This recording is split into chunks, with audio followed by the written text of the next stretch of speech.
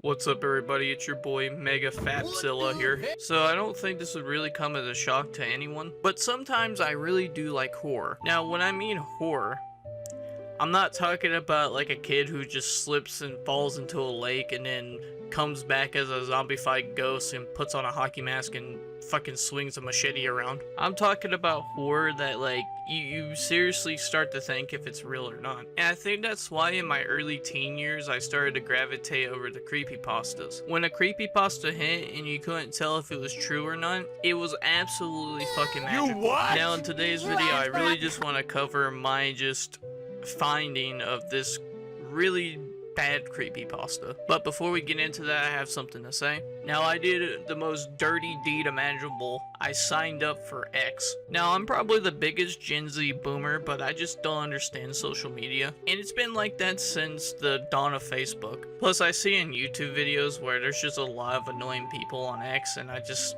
really don't want to deal with that. But I see a lot of YouTube channels with X accounts, and there's gotta be some reason, right? And so I guess I'll just join the chat with Big Dick Energy and just see what happens. If you want to go over there and give me Coralingus, you can go over there and give me Coralingus. The link will be in the description and also on my YouTube account. Anyway, knowing that gay shit is over, I like to see myself as the Gordon Ramsay of creepypastas. And let me tell you, brother, this one's probably the most raw fucking piece of meat I've ever seen. Now, I'm just gonna speed it up. I was playing Minecraft and I needed something to listen to, yada yada yada. Everybody does it, who gives a fuck? Anyway, I click on my hometown has been overrun by zombies. There is no escape.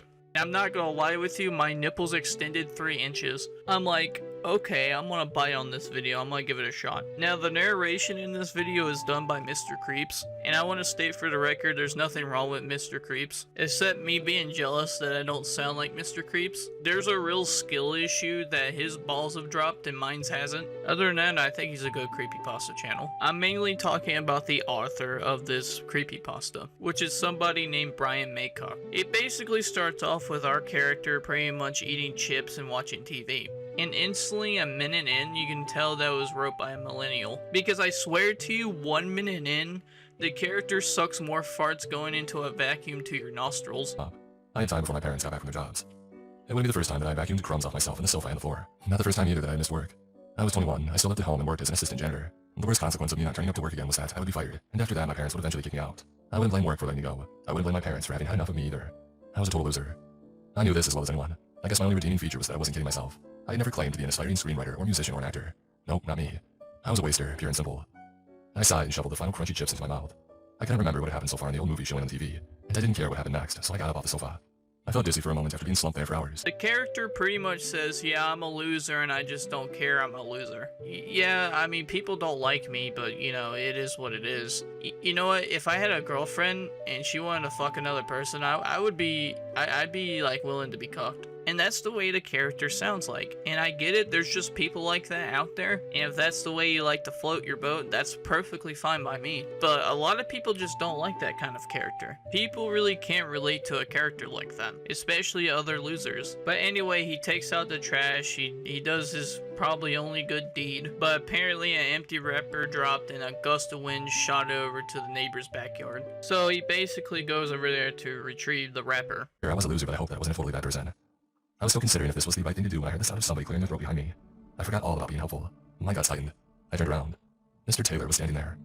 He was in his 60s. He was skinny as a rake with a few wispy strands of hair left on his liver-spotted head. He cleared his throat again, only it didn't sound like he was trying to attract my attention. I mean, why should he? He had my attention. He had my wide-eyed wishing that I was anywhere but here attention. The sound that was coming from his throat actually sounded more like he was having problems breathing. It was a harsh and bubbling sound, and his eyes were all wrong as well. They were glazed over like his wife's, and there was dribble on his chin, saliva around the corners of his mouth. There were bubbles popping in the saliva. I suddenly started to feel very cold. There was something wrong with Mr. Taylor, something very wrong. I wanted to get away from him, but all the strength had drained from my legs. I'm sorry, I didn't mean to disturb you. His mouth opened as he was going to respond, but he said nothing. For my part, I just stared at him. I didn't think that I had ever seen him smile, but I had seen him grimace, and I didn't recall his teeth being anything other than regular off-white. They were dark now and cracked. There was a chunk of something caught in a gap between two of his upper teeth as well. It looked like a small piece of meat. Pink meat with a streak of blood running through it. From somewhere I found the strength to start backing away towards my backyard. One of Mr. Taylor's legs twitched and inched forwards. His other leg did the same. The one thing you'll really notice when listening to this creepypasta is the character has a huge butt ton of plot armor. Now, I know it, you know it, everybody else knows his neighbor is basically a zombie.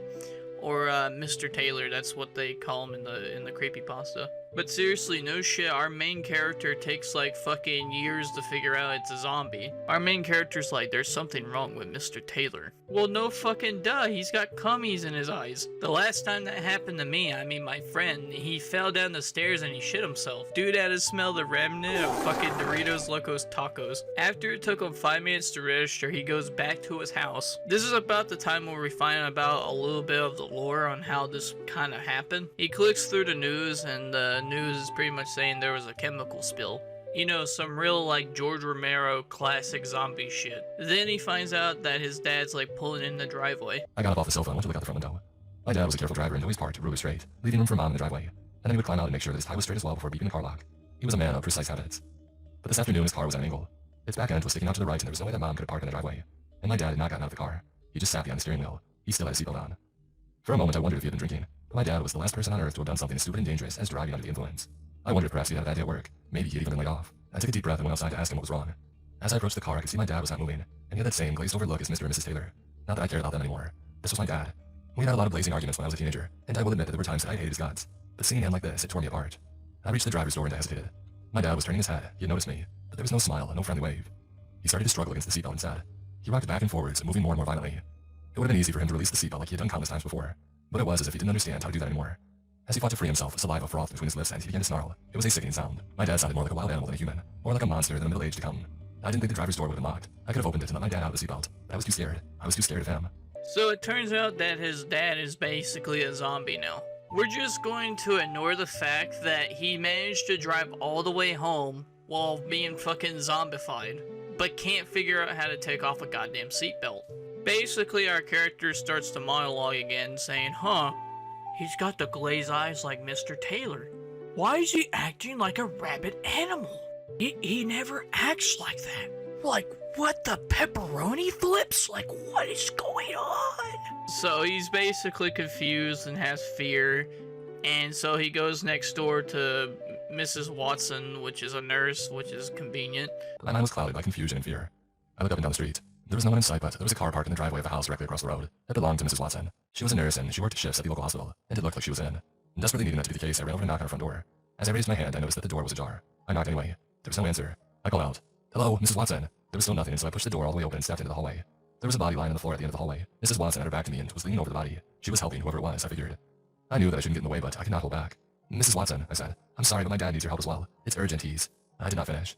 Mrs. Watson had looked up at the sound of my voice. Her mouth was ringed with blood. Blood dripped from her chin. There was a pink, blood-stained strip of something in her mouth. She was chewing it as she stared in my direction. Her eyes were glazed. She blinked, chewed, and turned back to the body on the ground. I could tell now that it was her husband. The flesh of his left cheek had been torn away. Mrs. Watson leaned in close and bit her husband's nose. She clamped onto it with her teeth and began to shake her head from side to side like an animal as she tried to rip the nose away. I backed away. I stepped through her front door and was still walking backwards when I reached the sidewalk. I turned in a circle and found myself facing my dad's car again. I headed back over to him. He was still held in place by his seatbelt. He was smashing his head against the side window in manic frustration. The inside of the glass was smeared with his blood. I said, "Please, Dad, don't." Oh my god, Mrs. Watson, what are you doing? Biting off the nose off your husband? Like, what the fuck? What's going on? Just having to rewatch that fucking video again makes me have a headache. So he goes back to his dad and he starts like fidgeting like a fucking ADHD kid.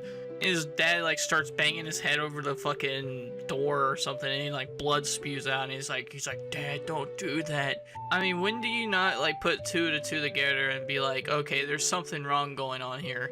Everybody's getting cummies in their eyes but me. And it's either I missed the best orgy imaginable, or everybody's a zombie. Anyway, Mrs. Watson's right behind him, and he's decided just to run away. And he's like, "Damn, I hate that I left my dad behind." I don't know, I don't think he's your dad no more. I mean, if he's acting like a crazy ass fucking caveman, there's absolutely a strong chance that he went fully just insane or he's a zombie. Anyway, our main character goes to the mall and finds out that his mom is basically a zombie too. And that's when it finally kicks into his frontal lobe. The same thing happened to what happened to my dad and stuff. So he runs out of the mall and goes into the public library. But she was looking at me with a surprised expression on her face, as I stood there breathing heavily with my face streaked with tears. The librarian was looking puzzled as well. My first reaction was relief that they were not changed. My second was to turn around and kick the props away, pull the doors closed and slide a large bolt into place to secure them. Then I grabbed one of the trolleys and pushed it side on against the doors as a barricade. "What on earth are you doing?" the librarian asked. "We have to keep them out." The librarian looked as if she had no idea what I was talking about. "Them," I said and pointed towards the door. Everyone's changed. They're monsters. They're covered in blood and they're eating people. If you don't believe me, look at your phone. There has to be stories about it now. The librarian replied. All I know is that Sarah was helping me pack up the books before we closed the library, but I will look at the news if that will help you calm down. After a moment studying her screen, she said, there's a report saying that troops are being deployed to ensure the safety of local people and businesses following a chemical spill in the area. But that's it. There's nothing about monsters. I turned to the librarian and said, is there another way out? The fire escape, but it's jammed and nobody's tried to fix it because there's no point with the library closing. Door. It was opened by a metal bar. I ran out to the bar and tried to push it down to open the door. As the librarian had warned, it was stuck solid. I wasn't worried about fire or smoke. Fear was racing through my body because I could hear glass shattering and wood cracking, and the guttural voices of the changed growing louder. They were inside the library, and they were coming closer, a natural step by a natural step. I slammed both my hands down onto the bar and tried again to move it, but there was no give. I looked over my shoulder at Sarah and said, help me. Oh good. I turned to the librarian and said, come on, we can get out of here now. But she did not seem to have heard me. She was standing with her arms hanging by her side and her head was down. There was a stillness about her that filled me with dread. And then she slowly lifted her head. Her hair hung limply around her face and the spark had gone out of her eyes. They were dull and glazed. Her mouth opened, her teeth were rotting stumps. I turned away. She was one of them now. Sarah was staring at the librarian and hyperventilating. I linked arms with Sarah and said, we have to go now. I fought back the urge to run and as I gently let her outside. By the time the change emerged a minute later, the librarian had been subsumed into the mass of shuffling fiends. So he heads to the public library and he meets two people, the librarian and Sarah, which he remembered from, I guess, high school. He had a crush on her. And I already knew right when he said that there was going to be some kind of forced, like, kind of relationship kind of thing. You'll see what I mean in a minute. At least these two new characters actually kind of picks up what's going on in less than a second. And so our main character and Sarah pry the door open and somehow the librarian gets cummies on her eyes and now she's a zombie. And so they leave the library because it's overflowed by the change, that's what they're calling them. And so the main character doesn't know what to do because, well, he's a loser. And Sarah's like, you know what, I know of a place to go. And so they go back to her place and, you know, like, I was kind of like, damn. I was like, you didn't even have to buy her dinner and she's already ready to go. Sarah and her mom. I had the unwanted vision of Sarah's mom moving through the streets of our hometown, with the other changed as they searched for human flesh to devour. I was still seeing this in my mind's eye when Sarah said, let's go upstairs. Up your palette knife and then work that into meat. Give your meat a good old rub. That's it. Nice and hot. Hot and spicy meat. Yeah, boy. I followed her as she took the stairs two at a time. We went past the bathroom and what looked like a home office. There was a bedroom on our left and we went in there. Sarah pushed the door closed behind us. From the clothes lying about, I realized that this must be Sarah's bedroom. She moved over to a chest of drawers and started to drag it towards the door. I stopped the gawping and helped her. Yeah, me too, I replied. She rested her head on my shoulder and said in a quiet voice, don't leave me. I won't, I whispered back. But I'm not sure if she heard me because she had fallen asleep. Sarah had moved. She was still curled up alongside me and her head rested on my shoulder. She was no longer warm though. She was cold, so cold. She moved and began to lift her head, and she turned to face me, my high school crush, who I still adored. We were close enough to kiss. Her lips parted and she moved closer. It should have been a dream come true, but it was a waking nightmare. Her breath, it stank of decay. Her mouth opened and her teeth were repulsive. They were dark and cracked like ancient tombstones. The thing that had been Sarah lurched forwards to bite me. I rolled away, pushed it off of me, and clambered towards the door on all fours. So there was the kind of romantic kind of scene until she instantly became a zombie for some reason. I don't know how the fuck that happened. This is why I said that this fucking main character has plot armor. You're supposed to believe in like the creepypasta that these zombies are clumsy, but in numbers they're absolutely scary because they can take down doors and windows and shit. But our main character is taking a snooze right next to a zombie and not getting ZTD. How did our main character not wake up with half his neck gone? Anyway, he wakes up, she's a zombie, he bails out of the house. Then the military shows up and they're saying that it's under military control and there's like a bunch of like zombies. And he turns around and it's Sarah, and I shit you not, he fucking does like the most cringy ass one-liner. The street ahead of me, and I saw a group of the changed. They looked up into the light and clawed at it with their hands, as if it was something solid that they could touch. And then the searchlight momentarily caught me in its glare as it swept forwards. The changed saw me and began to shuffle towards me. A snarl behind me made me turn away from them for a second. It was the thing that had been Sarah. It had almost caught up with me. I'll call you in the morning, I told it, stifled a hysterical laugh, and then began to run down the road. What in the fucking battering dicks is this shit? You know, me and Sarah were having a real, heart-to-heart like a minute ago. Now she's a zombie, but smell you later. Like, it's just, what the fuck? I cannot be the only one who listened to that and just instantly saw the absurdity of it. It is just so fucking out of left field. I feel like I'm taking crazy pills. If the writer that wrote this is not in his 40s and like not going through a midlife crisis, I would be shocked. So our character does what our character knows best and runs away from it. He has to hide from like the military and all that shit, which is basically more plot armor because not only he dodged the military, but he also dodged all the change and all the zombies around him. You know what? I got a theory on how he was able to do that.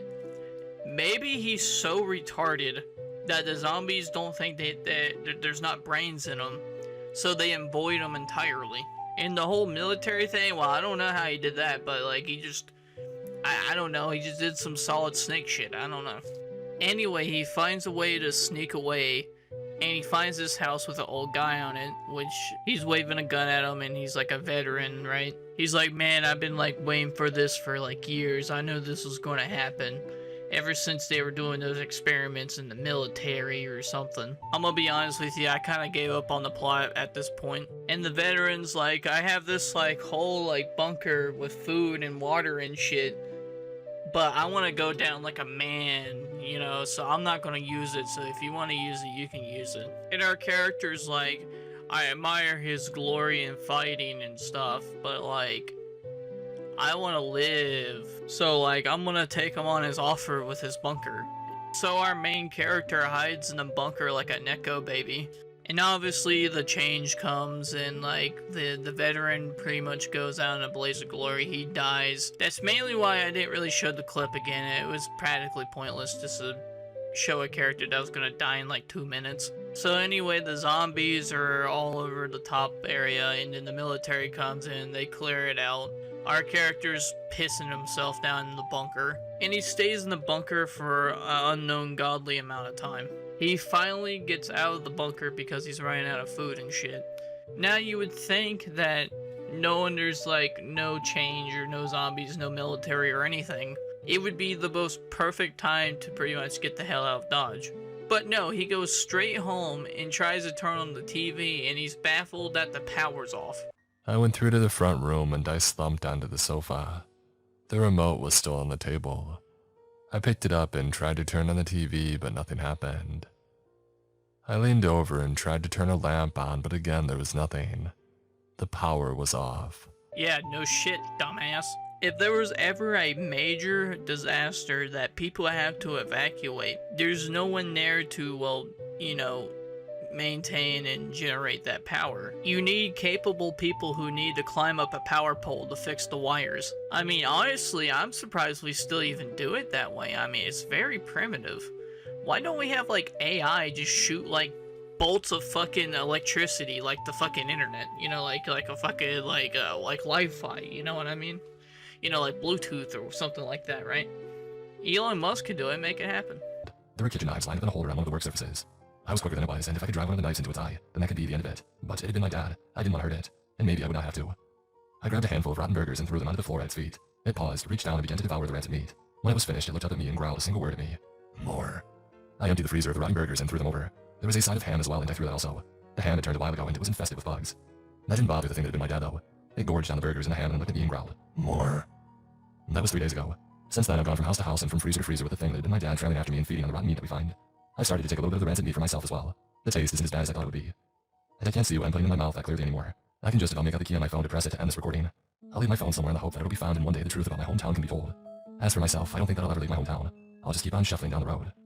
So it basically ends with him meeting up with his zombie dad, and then like he feeds him burgers, and apparently his dad can actually speak. Now, it's obviously hinted that the main character turns into a zombie at the very end of it, but with the countless things that he's been through, I'm surprised it didn't happen sooner, especially how fast it spreads. And there was just a couple of things that just needed to be explained, but they never explained it, like why did the librarian and Sarah get infected, even though they were in the library the whole entire time? And I get it, sometimes a story is a lot... Oh fuck, I dropped a Lego. I get it, sometimes a story is better if you don't show, don't tell, and you kind of let your fans kind of figure it out. But there was just so much like, okay, what the fuck? And it seemed like it broke its own rules that it was trying to set down. Like this kind of idea that these zombies were like clumsy and like, but somewhat smart, kind of like the Walking Dead into a certain way. Like for example, like his dad like being able to drive all the way home as a zombie, but he doesn't know how to take off the seatbelt. I don't know, man. It's just a wacky creepypasta. But anyway, tell me what you think. Like, comment, subscribe, skiddly bobbity boop. I'm out.